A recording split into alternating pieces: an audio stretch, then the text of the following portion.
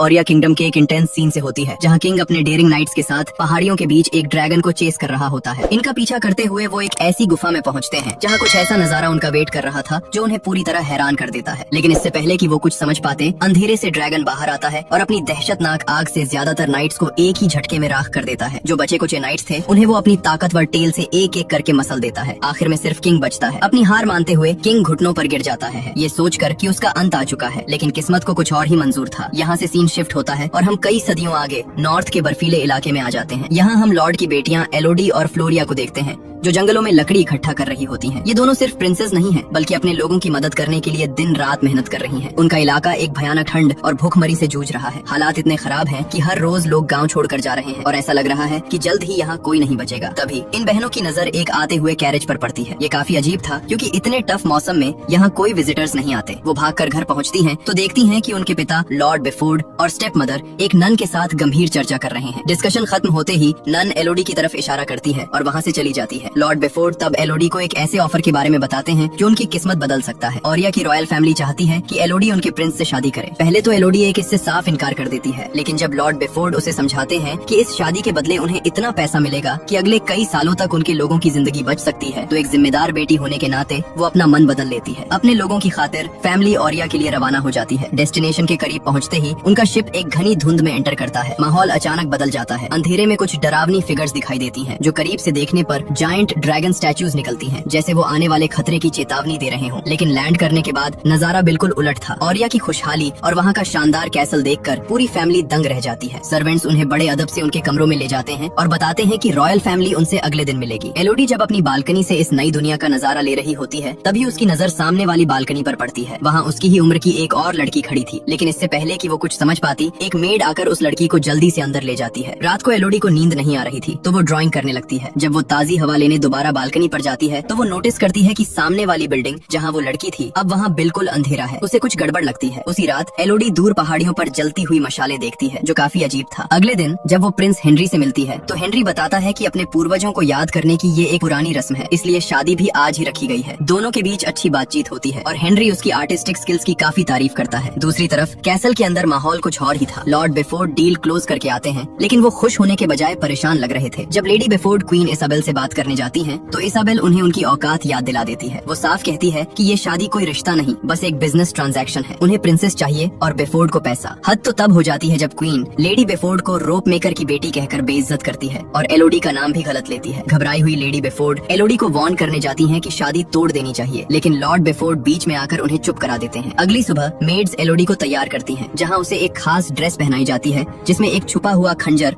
और परफ्यूम शामिल था। शादी धूमधाम से होती है, रिंग्स एक्सचेंज की जाती हैं और एलोडी अब ऑफिशियली प्रिंसेस बन जाती है। सेरेमनी के बाद वो दोनों पहाड़ियों की तरफ निकल पड़ते हैं उस एंशिएंट रिचुअल के लिए। वहाँ पहुंचकर एलोडी हैरान रह जाती है जब वो देखती है कि सबने क्रीपी गोल्डन मास्क पहने हुए थे और क्वीन इसाबेल किसी प्रीस्टेस की तरह ड्रेस्ड थी। गुफा के अंदर जाने से पहले क्वीन उन्हें अपने इतिहास का वो काला सच बताती है। जब उनके पूर्वज यहाँ आए थे तो ड्रैगन ने उन पर हमला किया था। अपने लोगों को बचाने के लिए किंग ने ड्रैगन से एक सौदा किया, जिसके बदले उसे अपनी 3 बेटियों की कुर्बानी देनी पड़ी थी। इसी दौरान एलोडी नोटिस करती है कि सब लोग उसे बड़ी अजीब नजरों से घूर रहे हैं। वो लोग एक पुराने और खतरनाक ब्रिज पर चल रहे थे, जिसके नीचे एक गहरी खाई थी। क्वीन इसाबेल बताती है कि ये रिचुअल किंग की पुरानी सैक्रिफाइस को सेलिब्रेट करने के लिए है। वो एक खंजर से हेनरी और एलोडी के हाथ पर कट लगाती है और उनका खून आपस में मिक्स कर देती है, ये अनाउंस करते हुए कि एलोडी अब रॉयल ब्लड बन चुकी है। एलोडी को लगता है रस्म पूरी हो गई, इसलिए वो खुशी खुशी अपना कॉइन खाई में फेंक देती है। हेनरी उसे अपनी गोदी में उठाता है। सब कुछ नॉर्मल लग रहा था, लेकिन तभी वो उसके कान में धीरे से आई एम सॉरी कहता है और उसे उस गहरी खाई में धक्का दे देता है। एलोडी चीखती हुई नीचे गिरती है, रास्ते में निकली हुई ब्रांचेस से बुरी तरह टकराती है और फाइनली जमीन पर एक कीचड़ में गिरकर बेहोश हो जाती है। जब उसे होश आता है वो जख्मी और दर्द में थी। वो मदद के लिए चिल्लाती है, लेकिन उसकी आवाज मदद को नहीं बल्कि उस गुफा में सोए हुए शैतान को जगा देती है। रोते हुए गुस्से में वो अपनी महंगी ज्वेलरी तोड़कर फेंक देती है। तभी उसकी नजर वहाँ बिखरी हुई ढेर सारी पुरानी ज्वेलरी पर पड़ती है। उसे फौरन समझ आ जाता है कि वो पहली नहीं है। रॉयल्स सालों से यहाँ इनोसेंट लड़कियों की बलि चढ़ा रहे हैं। तभी उसे गुफा में एक लाइट दिखती है। वो उम्मीद में वहाँ जाती है तो देखती है एक जलता हुआ बर्ड जमीन पर पड़ा है। जैसे ही वो आग बुझाती है, एक भयानक दहाड़ पूरी गुफा में गूंजती है और ऊपर से सैकड़ों जलते हुए बर्ड्स बारिश की तरह गिरने लगते हैं। इनकी रोशनी में उसे रास्ता तो दिखता है, लेकिन साथ ही वो ड्रैगन को आते हुए देख लेती है। डर के मारे वो एक पत्थर के पीछे छुप जाती है। ड्रैगन की आवाज आती है। वो कहती है कि रॉयल्टी को इसकी कीमत चुकानी होगी और वो एलोडी के खून को सूंघ सकती है। अब एलोडी को समझ आता है कि उन्होंने उसका हाथ काट कर खून मिक्स क्यों किया था, ताकि ड्रैगन को लगे कि वो रॉयल फैमिली से है। जैसे ही ड्रैगन आग उगलती है, एलोडी भाग कर एक टनल में घुस जाती है। आग पीछे तक आती है, लेकिन वो एक सेफ स्पॉट ढूंढ लेती है। वहाँ उसे उसी लड़की की जली हुई बॉडी मिलती है जिसे उसने बालकनी से देखा था। ड्रैगन वापस घूम कर आती है। एलोडी भागने की कोशिश करती है, लेकिन उसकी हैवी ड्रेस अटक जाती है। मौत करीब थी, लेकिन एलोडी हिम्मत नहीं हारती। वो अपनी ड्रेस का भारी घेरा निकाल कर फेंक देती है और एक छोटे गड्ढे में छुप जाती है। बदकिस्मती से ड्रैगन की आग उसके पैर को जला देती है। वो दर्द से चीखती है, लेकिन ड्रैगन वहाँ तक पहुँच नहीं पाती। खतरा टलते ही एलोडी सर्वाइवल मोड में आ जाती है। वो पत्थर पर घिसकर अपना डैगर तेज करती है और अपनी ड्रेस काटकर अपने जख्मों पर पट्टी बांधती है। अंधेरे से लड़ने के लिए वो परफ्यूम की बोतल में आग लगाकर एक लालटेन बना लेती है। गुफा में आगे बढ़ते हुए वो फिसल जाती है और उसकी लालटेन बुझ जाती है, लेकिन वो हार नहीं मानती। अंधेरे में दीवार पकड़कर वो चलती रहती है और फाइनली एक क्लिफ के किनारे पहुंचती है। उसे दूसरी तरफ रोशनी दिखती है। वो एक लंबी छलांग लगाती है। वो फिसलती है, उसकी बेल्ट अटक जाती है, लेकिन गिरने से ठीक पहले वो अपना डैगर चट्टान में घुसाकर खुद को बचा लेती है। ऊपर चढ़कर वो देखती है कि वो रोशनी असल में चमकने वाले वर्म्स की थी। वो अपनी स्लीव फाड़कर नया लालटेन बनाती है और आगे बढ़ती है। वहाँ उसे एक लेक मिलती है, लेकिन पानी जहरीला था। तभी सीलिंग से बर्फ की कुछ बूंदें गिरने लगती हैं। एलोडी पानी पीने ही वाली थी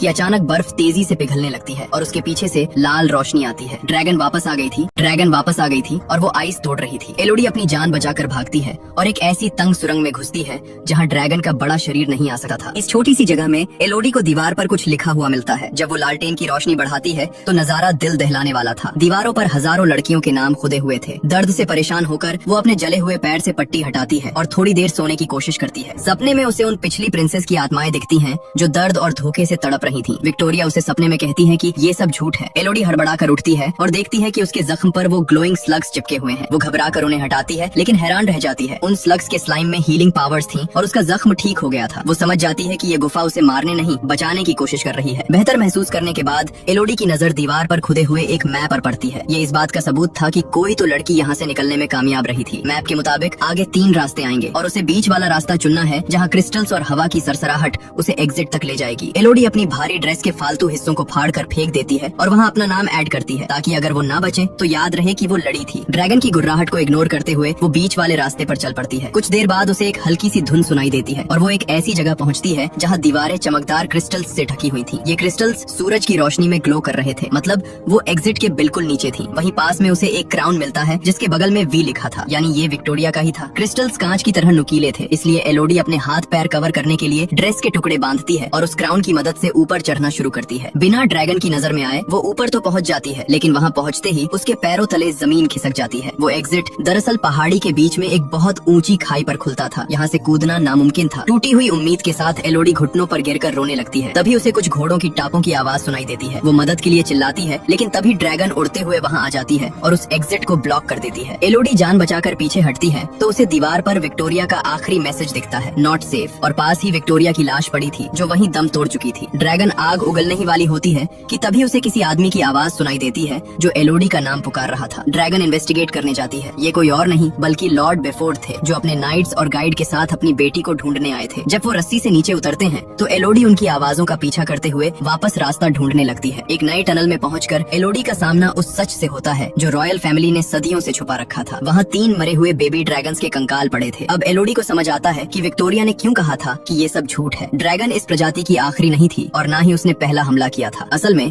किंग ने बिना किसी उकसावे के इन नन्हे ड्रैगन्स को मारा था और ड्रैगन का हमला बस एक माँ का बदला था। ड्रैगन ने किंग को जिंदा छोड़ा था ताकि वो जिंदगी भर वैसा ही दर्द महसूस करे जैसा उसने अपनी बेटियों को खोकर किया था। तब से रॉयल फैमिली लड़कियों का खून मिक्स करके ड्रैगन को खिला रही है ताकि उसे लगे कि रॉयल ब्लड लाइन खत्म हो रही है। एलोडी अपने पिता को देख लेती है लेकिन चुप रहती है। ड्रैगन नाइट्स पर कहर बनकर टूट पड़ती है, उन्हें हवा में उछाल कर मार देती है। लॉर्ड बेफोर्ड अपनी तलवार निकालते हैं, लेकिन ड्रैगन उन्हें अपनी टेल से पकड़कर निकम्मा कर देती है। ड्रैगन बेफोर्ड को मजबूर करती है कि वो अपनी बेटी को बुलाएं, लेकिन अपने आखिरी वक्त में बेफोर्ड का जमीर जाग जाता है। वो चिल्लाते हुए एलोडी को वहीं छुपे रहने का ऑर्डर देते हैं। गुस्से में ड्रैगन उनके सीने में अपने पंजे गाड़ देती है और उन्हें मार देती है। अपने पिता को मरता देख एलोडी की चीख निकल जाती है। ड्रैगन आवाज सुनकर उसकी तरफ लपकती है, लेकिन गाइड भी शोर मचाकर ड्रैगन का ध्यान भटका देता है। एलोडी रोते हुए अपने पिता के माथे को चूमती है और उसी रस्सी के सहारे तेजी से गुफा से बाहर निकलने लगती है। एलोडी बाहर निकलकर एक घोड़े पर सवार होती है, लेकिन वो जानती थी कि ड्रैगन पीछे आएगी। थोड़ी दूर जाकर वो घोड़े से कूद जाती है और चट्टानों के नीचे छुप जाती है। घोड़ा भागता रहता है और ड्रैगन उसे एलोडी एलोडी समझकर उसका पीछा करने लगती है। जब ड्रैगन को धोखे का एहसास होता है तो वो गुस्से में बादलों पर आग उगलती है, जिससे वहाँ तूफान आ जाता है। ये इस बात का ऐलान था कि डील टूट चुकी है। डील टूटते ही क्वीन इसाबेल तुरंत सोल्जर्स भेजती है और एलोडी की छोटी बहन फ्लोरिया को किडनैप कर लेती है। लेडी बेफोर्ड उन्हें रोकने की कोशिश करती हैं, लेकिन जख्मी हो जाती हैं। जब तूफान शांत होता है, एलोडी वहाँ पहुँचती है और अपनी स्टेप मदर को जख्मी हालत में पाती है। जब उसे पता चलता है कि उसकी छोटी बहन को ड्रैगन के पास ले गए हैं, तो एलोडी की आंखों में डर की जगह बदले की आग दिखाई देती है। वो अपनी बहन को बचाने का वादा करती है और भागने की बजाय वापस उस मौत के पहाड़ की तरफ निकल पड़ती है। फ्लोरिया को घसीटते हुए ब्रिज पर लाया जाता है। प्रिंस हेनरी इसे रोकने की कोशिश करता है, लेकिन क्वीन इसाबेल के सिर पर खून सवार था। वो जबरदस्ती फ्लोरिया का हाथ काटकर अपना खून मिक्स करती है और बेहोश फ्लोरिया को उस गहरी खाई में फेंक देती है। जब तक एलोडी वहाँ पहुँचती देर हो चुकी थी। ड्रैगन ने फ्लोरिया को जिंदा पकड़ लिया था ताकि वो उसे यूज करके एलोडी को बाहर निकाल सके। एलोडी बिना एक पल गवाए वापस उस मौत की गुफा में उतर जाती है। मैप की मदद से वो सीधा ड्रैगन की लेयर तक पहुँचती है। वहाँ वो अपने पिता की तलवार और आर्मर को आग के ऊपर लटकाकर एक चाल चलती है। जैसे ही रस्सी जलती है, आर्मर शोर के साथ नीचे गिरता है। आवाज सुनकर ड्रैगन बाहर निकलती है और इसी मौके का फायदा उठाकर एलोडी अंदर घुसकर जख्मी फ्लोरिया को बचा लेती है। लेकिन ड्रैगन वापस आ जाती है। एलोडी फ्लोरिया को छुपने का इशारा करती है और खुद तलवार लेकर ड्रैगन के सामने खड़ी हो जाती है। वो चिल्लाकर क्वीन की साजिश समझाने की कोशिश करती है, लेकिन ड्रैगन गुस्से में कुछ सुनने को तैयार नहीं थी। वो आग उगल देती है। एलोडी तलवार से आग को रोकने की कोशिश करती है, लेकिन वो बुरी तरह जल जाती है। ड्रैगन उसे दबोच लेती है और अपने नुकीले पंजे से स्टैब करती है। मौत बिल्कुल सामने थी, लेकिन हार मानने से पहले एलोडी अपना डैगर ड्रैगन की आंख में घुसा देती है। दर्द से पगलाई ड्रैगन उसे दूर फेंक देती है। एलोडी हिम्मत करके उठी है और भागती है। लड़ते लड़ते उसे याद आता है कि गुफा में हवा कैसे घूमती है। वो एक कर्व्ड चट्टान के ठीक सामने खड़ी हो जाती है और ड्रैगन को ललकारती है। गुस्से में ड्रैगन पूरी ताकत से आग उगलती है, लेकिन एलोडी आखिरी सेकंड में वहाँ से हट जाती है। आग उस कर्व्ड चट्टान से टकराकर वापस ड्रैगन पर ही गिरती है। खुद की आग से ड्रैगन बुरी तरह जल जाती है और जमीन पर गिर पड़ती है। मौका देखकर एलोडी ड्रैगन के पास जाती है, लेकिन हमला करने की बजाय वो अपना वो हाथ आगे करती है जिसे काटा गया था। वो ड्रैगन को दिखाती है कि उसकी रगों में बहने वाला खून रॉयल्स का नहीं है। वो उसे समझाती है कि हम दोनों एक ही झूठ और धोखे का शिकार हुए हैं। ड्रैगन उसे खत्म करने को कहती है, लेकिन एलोडी तलवार फेंक देती है और कहती है कि वो इस नफरत की चेन को तोड़ना चाहती है। वो वहाँ मौजूद हीलिंग स्लग्स उठाती है